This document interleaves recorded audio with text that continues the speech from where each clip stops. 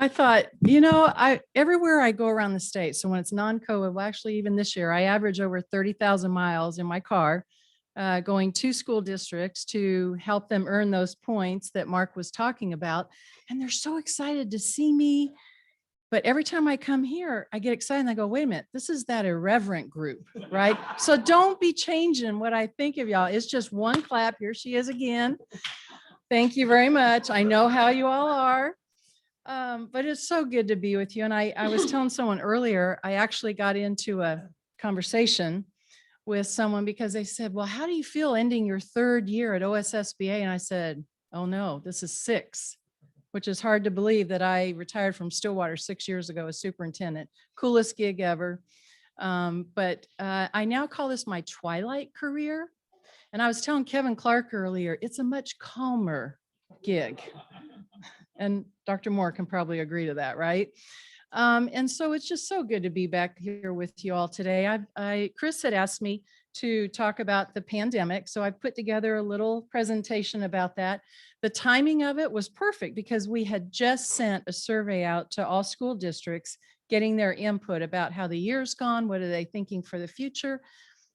Because my role at the association has actually expanded. So in addition to being responsible for board development, those points the board members have to earn, I now am responsible for our conference in August that will have over 2,200 people there. And I'm now responsible for giving board suggestions, especially smaller districts. If you don't know, the majority of the school districts in Oklahoma have less than 500 students, which means they have very few staff at the administrative level, right, to help come up with ideas on what to do with all of this recovery money that I'm going to talk about that's coming in. So a big part of my job right now too is researching what's out there nationwide that we can offer as ideas, suggestions for school districts. But I just so thankful for you all to keep remembering my name. It's that whole aging thing, right? Are they still going to remember? Do they want me to come talk? Am I relevant? So thank you for having me here today. And thanks to my buddy, Chris. I asked him, I said, now, when I was back here 3 years ago, you asked me, so is this your permanent Rotarian job? And he said, yes, he's done it for 50 years, right? 15. Oh, 15. Okay, next is the hearing, right?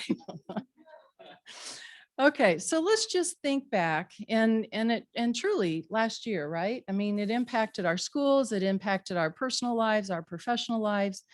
But what a way to end a school year, so to speak, at least face to face, right? You're on spring break and you get the call, your employees get the call, the families get the call, you're not coming back to your building, right? And you're immediately going to pivot to learning online. That was a huge oops, because when you think about it, how many school districts statewide were ready, right, to pivot to going totally online for the last 9 weeks of the school year? So we know we had a learning loss right there, right? And then over the summer, the State Department of Ed, that's Joy Hoffmeister, and let's just say she has a board that you saw misbehave 2 weeks ago when they made a decision on funding for charter schools. And my friend Steve Norman has asked me to talk about that along with something else. So yeah, we'll talk about that. But anyway, she had asked every school district to submit their return to learn plan. So what are we going to do for school for fall of August, right? August of 20. And so boards voted on these plans and submitted them. Now I'll tell you, when I'm out working with a board and superintendent, that governance team, and we're talking about here's what your superintendent does, here's what you as board members do, and they pretty well understand about staying in their own lanes, but this return to learn plan caused chaos. So even highly functioning boards started misbehaving and infighting and just, how do I say it? Well, I'm just going to say it. In the 70s, I taught kids that were called severely emotionally disturbed. Okay. Thank you for getting that. I'm just going to say, I wanted to go into my SED teacher mode sometimes because they would act like this when I'm there working with them. But there was a rub on, okay, we voted in August to allow our superintendent and his or her staff to do this and this and this, but we want to come back now. We want to offer more input or tell you how to do this, right? So this return to learn plan, it caused a lot of angst, even though we knew we had to do it, right? it just was really hard, because when you think about it, you have probably institutional knowledge, past experience for when things happen, right? Because things cycle, right? We don't have institutional knowledge on a pandemic. None of us were around in 1918 for the Spanish, right? That Spanish plague, right? None of us were here. I think there was one woman though. Did you see that? They interviewed her on the news. She turned 109 in November. So Birdwalk, sorry, I got it. You know, I tell stories just like Halligan. So here we go. So, so they interviewed her last summer and they were saying, what advice? Because you lived right through that Spanish plague. And she said, calm down, quit trying to do everything you're used to doing, follow the rules. We're going to get through it. Just this precious little lady, she sat out in her garage, lawn chairs in a semicircle, and her friends come see her every day, right? And she said, but if I'd known a gin and tonic was this great and I'd lived this long, I would have started earlier. I thought, we're not going to give our schools that advice, okay? But she had such a great attitude about it. So I keep talking about, if you just have the right attitude and just calm down and work together. But that advice hasn't always worked so well this year for a lot of districts where I've been out. And then just on that survey, so we asked school districts, so how have you done things this year? And Mark, I saw you filled it out when I saw the returns from everybody. I don't know how Mark responded, but I saw the list of school districts that responded. So as you know, F to F means face to face, so in person, okay? In district virtual, meaning the school district owns that software and provides that online training, and then third party virtual. Okay. And there's that 4-letter word, EPIC. That is another thing I've been asked to talk about briefly today. And so some districts did all different kinds of things on this. Maybe there are a lot of districts that have been face-to-face since August, 5 days a week. There are some districts that have been virtual. You've seen on the news. I mean, I'm not saying anything private. Western Heights has not been in-person schooling since last March at all. They haven't even tried. So they've now been forced by the State Board of Ed, not us, State Board of Ed, to come back to school. I'm gonna keep my big mouth shut on that one. And then others have done a grouping of all of these. So they gave parents an option from August. Do you want to do face-to-face? Do you want to do our district virtual? Do you want to do third-party virtual? And so they gave parents an option. So there were just all kinds of ways to do school this year, which is something new, I think, for public ed, because we've always been so face-to-face. This is a way we do it. So it'll be interesting to see what happens going forward. I put this map up there. I just want you to think back to what December was like, right? Remember December? You guys can see that too, right?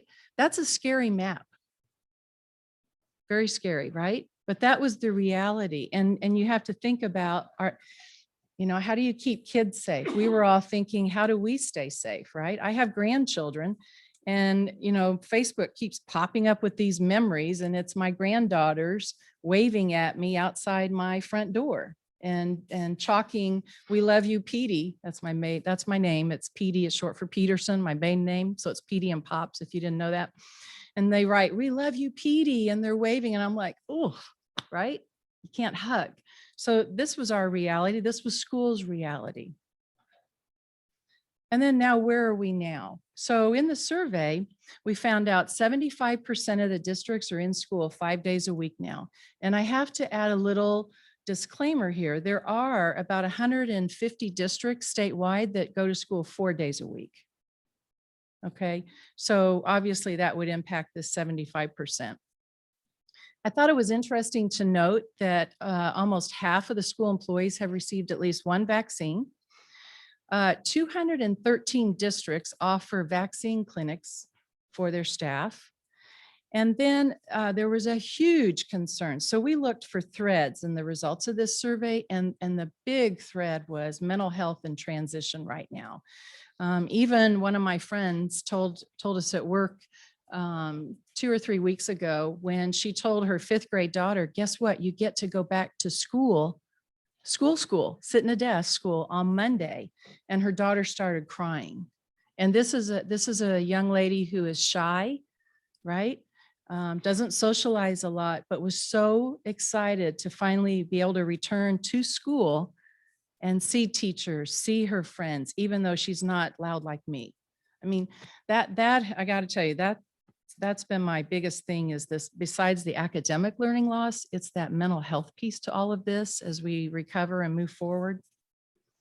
And then I posted a map. This is from last week. So look at the change in the color now. Doesn't that make you breathe a little easier, right? That, you know, I don't know that I'll ever quit carrying sanitizer in my car. I'm just thinking this is a good idea. Keep carrying it. But when I see this, even though I've gotten both vaccines, to see this looking better and a lot more green gives me hope. Anyone in here, raise your hand. Are you feeling hopeful, you know, versus even how we felt 2-3 months ago, right? We can kind of see things opening up. I think that's good.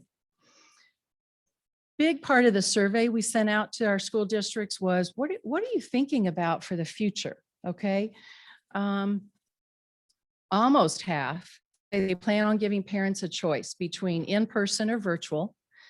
The rescue plan, have you heard about the rescue plan, the couple $1 trillion coming from the feds to our school districts across the nation? So Oklahoma, by the time they release that third tranche of money here in June, will receive $2 billion. So Mark, do you know how much have you all received in the first phase and second phase? 3.5 million. Yeah. So $800,000. I asked Dr. Moore the question, how much has Stillwater received? So it's $800,000 on the first chunk and 3.5 million in the second chunk. You're supposed to receive the money on the 3rd, May 3rd? Oh, the third chunk. Okay. Okay. Yeah. Isn't that amazing to have that kind of money at your disposal to work on the things that are concerns in our schools? So here we go. Here are the concerns. And this is what I was describing earlier, that a new part of my job is going to be to craft a list and contacts of resources for school districts that need help in figuring out how do we spend this new influx of money and spend it responsibly so it does what it should for our children. The number one concern, I know this doesn't surprise any of you, is learning loss, right? You cannot be out of school as long as we've been at and expect parents to do the teaching, right? I have to say, I think this is going to help because I always go, they call me Pollyanna Annie at OSSBA because I always go, when something happens, good or bad, right? You have to think something good is going to come out of this. I truly believe there's going to be more respect for teachers and our entire profession as a result of people having to school from home because they understand teaching is hard work, right? I coached up a lot of my friends. It was a hoot. But this learning loss, even if you're doing virtual, it's not the same as having that highly qualified teacher, right? Keep you engaged, monitoring, adjusting, stepping up your learning, right? Teachers just do that automatically. Number 2, and we've talked about this, just the emotional needs, the mental health. There are so many stories. You might talk to some of your friends that still have kids in school and ask them, how are your children? How are your grandchildren doing, right? How are they doing in school? And I would bet they would say there are a lot of tears, maybe some anxiety, just a lot of mental health issues there. And then of course, COVID, you know, if you noticed on the news, you saw the map that it's starting to ramp up in some of our states. So, you know, what's going to happen there? That's a big concern by our school districts. I love number 4, not because it's good, right? But number 4, just thinking about how do you bring your community back together? And everyone knows in every community, do we mask or not mask? Is school in or out, right? It has really caused, I don't want to talk politics, but I'm just going to say, think back to November, to the election. I unfriended so many people on Facebook because they were so vicious. I thought, I can't be friends with this person anymore. If you're going to actually put that out there on social media, right? The viciousness. So I think COVID has divided a lot of our communities. And so this opportunity of being able to bring people back together and be better than before, I think is huge. Of course, hiring staff, big deal. Are you having trouble in Stillwater? Did you have people resign at the mid-year break? And It's tough. And as you know, the funnel of prepared teachers coming out of our universities is very small. 2 years ago, there were 112 or 113 teachers who graduated statewide. Statewide, out of all of our higher ed universities. That, guys, that they were getting hired before they even successfully completed student teaching. They were getting hired. So basically, there were very few coming out for school districts to choose from. And then there's that incentive for retired teachers to go back into the workforce. Well, who's going to want to go back in when you've got to wear a mask? You can't breathe like you could when you were 21. I'm just speaking from experience. And now you have to wear a mask and deal with COVID and all this other stuff, right? Yeah. And then, of course, just funding issues, right, with all of the needs that school districts have. And then the accountability. So the accountability piece has not gone away while our school districts have been dealing with COVID. Everything that they have been expected to do, all the reports, I still get, Mark gets this too, the monthly, here are the reports that are due. It comes from the State Department. That list did not get shorter. In fact, I think it got longer. I mean, some of the reports on there, I'm going, really, can they not streamline this and require less paperwork from our school districts? It's a little crazy. Okay, and then just equity and inclusiveness. This continues to be an issue, right? And we saw this so vividly last March when schools were forced to go virtual. Well, what do you do if you're a family in poverty and you might have a phone, but it's one of those pay-as-you-go phones, right? And you don't have Wi-Fi in your house. So you've got to go sit outside a facility that has Wi-Fi able to access, right? Sit in a parking lot and access it. You don't have computers. And the school doesn't have computers to send home with you, right? So there was that whole inequity thing. And then, of course, another big concern is what do school districts want to offer for virtual? Because we know that's not going to go away. The days of being totally in a school building 5 days a week with no other option, I think are gone. I think this was a wake-up call for schools that if we want to compete in public ed with things like Epic, we need to offer families choices. So that's another big concern, and you see that on number 10. And so then we asked them, how can we help you? Okay. And so, of course, addressing student loss, instructional technology, right? I wish I had bought stock in Zoom in 2019, Steve Norman. You see, I thought it was spam. I am so and then just other opportunities for our students to learn. Providing that emotional support for students. A lot of school districts now are hiring additional counselors to be present, creating partnerships with local agencies to provide the emotional support to students, to families, to employees, right? One of the biggest things I was proud of in Stillwater is that we did an EAP, Employee Assistance Program, because there are amazing agencies here in Stillwater that our employees could hook up with for free. We paid the $1.50 a month per employee for that to happen. So I think it's not just about our students. I think it's also about our employees. And then, of course, improving facilities continues to be an issue. Preparing students for life after high school, right? And then this is something that we've had to drop just because you don't want to be face-to-face for training, but our professional development for all of our employees. And then, of course, hiring staff. So that was just a quick, I think, you know what, that was 12:46. You guys should be really proud that I only bird walked once that I can remember. And I allowed time for questions. So I just want to show you here is my email address, my work phone. Jot it down. I am more than happy to answer questions, help you throughout the year. If you have questions you want to run by me, I'd love to help you all. So I'm going to turn to Kevin's slide now, and then we'll handle the next two. Yes, sir. So you learned through some districts don't have 4-day weeks, or is that approved 4-day weeks? Yes. Yeah, the question was, so some districts are 4-day, is that approved? And yes, those 4-day calendars are approved. You have to send it into the state every year. This is our calendar. There is a movement to get rid of that 4-day. And so that happened last year, and they now have to, there are some different benchmarks they have to show as far as test scores and all of that, that they have to send back to the state to show that kids are learning on a 4-day week. Yeah. Other questions before I talk about what the state board did with charter? Yes, sir. I have a question on that 4-day week. You said there are certain benchmarks, and I Mhm. mean, we're doing testing right now.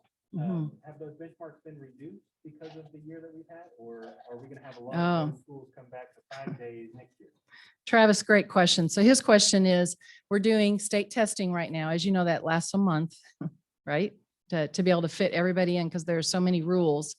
And when kids are absent, they still have to make it up when they come back to school, and you have to have people monitor, because those teachers are going to cheat. So it's a real beast. But no, those requirements, the benchmark expectations did not go away. In fact, I think it's really crazy. We got a waiver last year on not doing testing. This is the year we should have had a waiver, right? Of all the years, because how can you measure that this, how can you say that this measure is a true assessment of what we've learned? I don't know. On the other hand, it could be a true assessment of just how big that learning gap is, right? So I'm just thankful that my oldest granddaughter is not in school this year and going to start this fall, because that would have been really difficult for this grandma to know that, 1 week they're in, next week they're out, and I've got to take off work to pretend to be the teacher because their school is closed again, right? Yeah, it's very difficult. But hopefully our teachers aren't getting stressed about it, because they've done the best they can with what they've been given. Yeah. That was a great question. Did that answer it? Did I answer your question, Travis? Okay. Other questions? Okay. Okay, I'll do Epic first. Can I do the charter board first, Jim? Okay, let's do charter, because that's a short conversation. Short. So let's just clarify what a charter school is. A charter school is a public school funded with your tax dollars. Okay. The difference is they have more leeway. So whereas Dr. Moore and his staff have, it's like a law book full of regs they have to follow, right? In state law, do this, do this. You're audited every year. It's submitted for board approval. Class sizes, you have all of these different regulations you have to follow. Charter is more open. They get a lot of leeway on not following those. They can set their own parameters, so to speak, their own curriculum, how they hire people. In fact, I did a training 2 weeks ago for a charter board, and it was really different. They're actually, even charter board members are not elected like these school board members here are. They say, I want to be on the board. And then those that are currently on the board say yay or nay. So they just have a lot more freedom in how they spend their money. It's just less regulated, I would say. Chris? Why would everyone not want to be a charter school? Well, that's my question. But you have to be, that was another point I left out. You have to be sponsored by an institution. So the one that I trained last week is sponsored by Oklahoma City Public Schools. And then there are also some higher ed universities that sponsor charters. It could be the public school district that they're housed in, or it could be a higher ed facility. Yeah. So my question is, why not? Why would you not? Let's get rid of the rules. But Do they get all their funding from the state? well, that's the big deal, because they're funded. They don't get everything like Stillwater Public Schools does. So they don't get the building fund, right? They don't pass bonds. It's different. And that's where the rub is. And that's where the rub was on the charter funding decision that the State Board of Ed illegally did. There are now over 110 districts that have filed lawsuits against the action that the State Board of Ed took. And Kevin Clark will love this. So the State Board of Ed has been doing their board meetings on Zoom. And for Open Meeting Act, so another thing I train on is Open Meeting Act. And because that you guys were correct on your questions, you know, open meeting is one of the requirements board members have to learn about. When you do a Zoom meeting and you're a public entity like a school board, okay, all faces have to be seen on the screen. You cannot, you know, like some people like to hide their camera if they didn't do their face or hair that day, right? Petty. Have we ever, I gotta pick on Scott. Have we ever seen your hair messed up? He's a sweet friend. But you know, if you don't have your hair done right, you can just mute the, you know, hide the camera, right? You can't do that when you're a public body. Your face has to be on screen. Well, at the meeting, the last state board meeting where they were making this decision, their faces were not visible. And 4 of them, Governor Stitt's appointees, met the night before. Now, something you need to know about open meeting is there's a thing called a quorum. So when you're a 5-member board, a quorum is how many? 3, right? So 2 can get together. No, they're going to charge you double, Lisa. But that you were right. And so this 7-member board, 4 of them that they're breaking, right? They're now a quorum. They can't do that. They are not in session in the board meeting. So they were planning their strategy for making this come to a vote. And really, Superintendent Hoffmeister actually, we think, messed up. She's the chair. She shouldn't have allowed it to come to a vote. It was not an action item on that agenda. Right, Halligan? Right? So, you know, so if we're going to say, whoa, how'd that happen? There have been some conversations with her about what were you thinking? Yes. Yeah. Surprised, right? Surprised. Now, the big deal is so that what they did, this lawsuit had been going on since 2017. And what the charter school organization was saying, we are a public school, right? We're public schools. We're entitled to all of the same funding that all of the other public schools receive.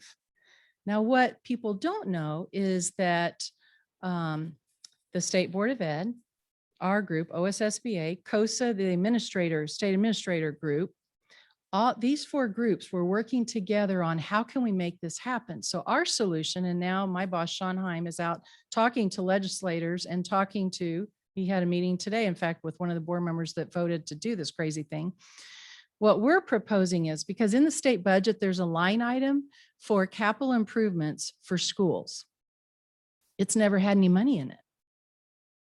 And the idea actually came from Arkansas. So Arkansas has a way to fund capital improvements. So they audit every single facility, kind of like what we did, you know, before we passed a bond. We did a facilities audit, and the schools were, all the buildings were given an A through F. And then we use that to prioritize our list of projects that were going to go on the bond election. Okay. So in Arkansas, they rate all their buildings, and then you can have access to that state building fund according to how low of a grade your building received and your capability of passing bonds. Okay, so wealthier districts, meaning they have a lot more ad valorem, right? Their assessed value of their property, so to speak, is a lot higher.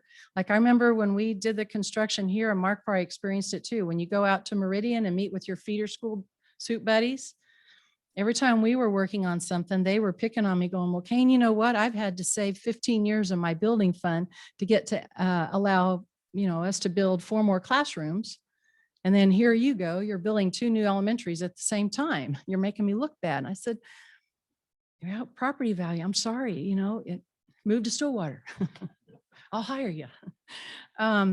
So the schools that have low assessed value then they have a lower ability to pass a bond, right? Because you know your bonded indebtedness is based on your net assessed value of your school district, how much all of your property in your district is worth. And so in Arkansas, they're saying if you have a low net assessed value and buildings are ranked low, then you have more access to this building fund, building capital improvement fund than other districts that have the ability to pass a bond to do new construction. Does that make sense? So that's what we're proposing. And then there's another proposal tied to that, a little different thing of maybe not even forcing them to do the A through F, but saying, here's a capital improvement fund, and then having a process for how districts can access that. So the issue with the charter, and this wasn't a short explanation, was it? I'm sorry. The issue with the charter is when they're funded. So we have a thing called the factors. So how much each student is worth, okay? The charters don't have any chargeables. So your motor vehicle tax, all of these, your state aid, no, not state aid, your ad valorem, when you pay your property taxes, all of those other funds, when they come into the 4 mil, all of those come into the district, those count as chargeables, okay? And then they figure out, I think about it as a balance. So then they look at all of these chargeables that have come, they're coming to the district. They subtract that then from what you're going to get from state aid. So it balances out the rich and the poor districts. That doesn't exist in the building fund. So being able to, and we talked about that a minute ago, but the issue is in funding charters, they don't have any chargeables. So they get the straight factor in without all of this other stuff figured in. They don't have chargeables. The issue with them is they don't have access to a building fund. So that's what they really want. At the end of the day, they want access to building fund. So when that state board voted 4-3 to say, okay, we're going to change the way you're funded, that's what happened. And it doesn't go into effect this coming school year. It goes into effect fall of 22. And the districts that are going to be impacted the most are small districts because there's only one pot of money. And we've now pulled a lot more out, right, to give to charters. Does that make sense? Okay. Okay, so now what? It doesn't make sense. Well, then welcome to school funding, right? Okay, then the next thing, let's just talk about that 4-letter word, EPIC. This is how I start off every explanation. If I behaved the way the leadership of EPIC has behaved and continues to behave, the Stillwater Board would have run me out of town in a New York minute, as they should have. Right? Seriously, right? I'll never forget when I was still here full time and I was doing the state of the district speech, right? And I showed that one slide that everybody hates where I'm showing how our fund balance starts off really high and then it drops and drops and drops for the first 6 months. And then in January, it shoots way up because everybody pays their taxes, right? And I remember there was a banker sitting in the very back and she raised her hand. She goes, Dr. Caine. And I remember because Kevin Clark and John Price were sitting right here at this table with me laughing. And she said, I cannot believe that you are running the district like that and that the board hasn't fired you. And of course, you know how y'all are, you're all laughing and board members are up here, they're laughing. And I said, oh, okay, talk more about that. What do you mean? And she goes, no one in their right mind runs a business like that. I said, I agree. I agree. And then she wanted to know what I was going to do. And I said, well, it would take 2 things, right? First, change when you pay your property taxes. So if you want funding to look better for schools, you're going to have to pay your taxes every month for 12 months. I said, I don't have that power. And I said, and then the other thing is you're going to have to change the funding formula. Once again, that's in statute. I don't have that power. I am so sorry. But she was right. I mean, what a crazy diagram. So school funding is crazy. All right. So on EPIC, can we just use the T word, transparency? So when you read through the state auditor's report, they haven't been transparent. And when you're asked to submit records, when you get open record requested, I mean, you can go to jail if you don't comply, right? And they flat out say no. Well, once again, If Annette Jones and I had said no to an open record request, we wouldn't be employed. You can't do that, but they have, and they get away with it. And then the biggest thing that just crawls all over me, besides the fact they're using taxpayer dollars, they're sending money to their school in California. Why isn't California paying for that? And then they're told to repay 11 million and they miss the deadline and they get away with it. We have one of our employees that worked at OSSBA that was a teacher and then left teaching and went to Epic to be a teacher. And I said, well, you got to tell me, do teachers really make 90,000 there? She goes, well, it depends. And I said, well, what does that mean? She said, well, about 2 weeks before it was time for them to give me my bonus, because she was hired and she was making in the mid 50s. Okay. Before it was time for them to give me my bonus, and I'd done everything I could, right, to keep all the kids on the roll, and truly on the roll, not ghost students, fake students. Okay. She said, and I had done all of the little things in the rubric to get my bonus. They fired me. And that's what they do to avoid paying those bonuses out. They lure these awesome teachers, come teach for us. You're going to make 2 to 3 times what you make in your school. But here's what you got to do, boom, boom. And then right when it's time, and you saw last year, there were 4 teachers, I can't remember now, that actually sued Epic, right? So I asked my friend at work, I said, how come you didn't sue? She goes, on my salary? Really? Really? Can't afford to do that. They have deep pockets. So she gave multiple examples of teachers being let go right when it was time to pay the bonus. So, and just turning over records. So they have this fund, and I'm on social media a lot. I actually like Instagram better than Facebook. But I would see stories of people taking their Epic learning money and going on trips in the name of learning. They would take these amazing vacations to the Bahamas, Europe. Well, I want to go, right? When you think about how you pay attention to your local school district's budget, right? Where are they spending their money? And it's very transparent. The budget's on the website. Nothing is hidden. You see it every month. Are you still streaming board meetings? Yeah. I mean, pre-COVID, still streaming. Okay. So, you can watch on the board meeting and see when they're talking about finances, and there's not that transparency. And now they're fighting to say, oh, that's not allowed to be shown. Well, what's that? Wow. Wonder why you don't want to show that. Right. So I don't know what's going to happen. I just am so frustrated, and to think that it's taxpayer dollars that are being wasted. And is it good for kids? At the end of the day, you have to ask, is what they're doing good for kids? And I will admit, there are a lot of kids that for whatever reason, their 5-day-a-week face-to-face wasn't working for them. So doing some kind of virtual is working better. I don't think that's good for the majority of kids, and especially the way this is set up with no accountability, right? You're not having to submit your reports like everyone else. That's my big beef. Did that answer in a nutshell, Steve Norman? It explains what's going on. So now the next question is, how do we stop? Who's protecting? Well, so who's protecting them? It's political. It starts with the governor. It is so political. And if you noticed, there were not any bills in this session that addressed what happened at Epic. None. We miss Halligan. Miss him. We do. We miss him. We miss Lee Denny. And you have great legislators. I'm not bad. Don't get me wrong. I love the Stillwater legislatures, right? Trish and Dugan and everybody, and John Talley. I'm not bad mouthing them at all, but we miss their leadership. Lee Denny and Halligan. I get chills because it was a different climate.